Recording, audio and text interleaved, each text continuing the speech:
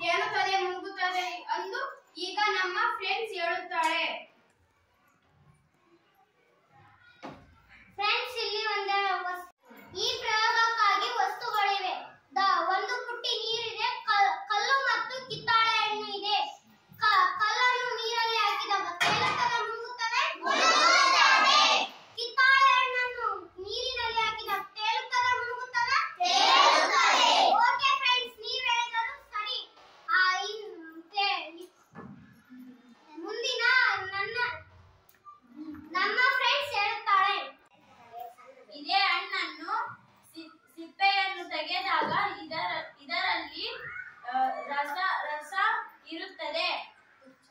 ರಸ ಇರುತ್ತದೆ. ಇದನ್ನು ಈಗ ನಾನು ಈ ಸಿಪ್ಪೆಯನ್ನು ಸುಲಿಯುತ್ತೇನೆ. ಹಾ,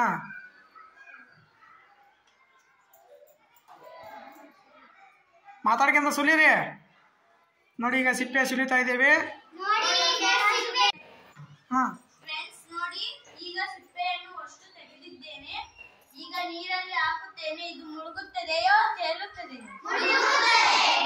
ಈಗ ಮುಳುಗುತ್ತದೆ. ನೋಡಿ ಬನ್ನಿ.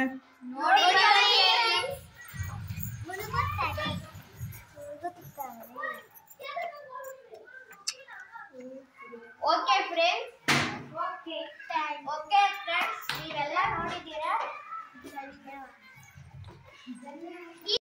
ನೋಡಿ ಫ್ರೆಂಡ್ಸ್, ಈಗ ನಾವು ಸಿಪ್ಪೆಯನ್ನು ತೆಗೆದಾಗ ಸಿಪ್ಪೆ ಇದ್ದಾಗ ಮುಳುಗೋದಂಗ ತೇಲೋದಂಗ ಅಂತ ನಮಗೆಲ್ಲ ಗೊತ್ತಾಯಿತು. ಅದರಿಂದ ಸಿಪ್ಪೆ ಇದ್ದಾಗ ಗಾಳಿ ಹೋಗುವುದು ಬರುವುದು ಮಾಡುತ್ತದೆ. ಸಿಪ್ಪೆ ಮೇಲೆ ರಂಧ್ರಗಳು ಇರುತ್ತದೆ. ಅದೇ ಸಿಪ್ಪೆಯನ್ನು ತೆಗೆದಾಗ ಅದರ ಒಳಗೆ ರಸ ಇರುತ್ತದೆ. ತೂಕ ಜಾಸ್ತಿ ಆಗಿ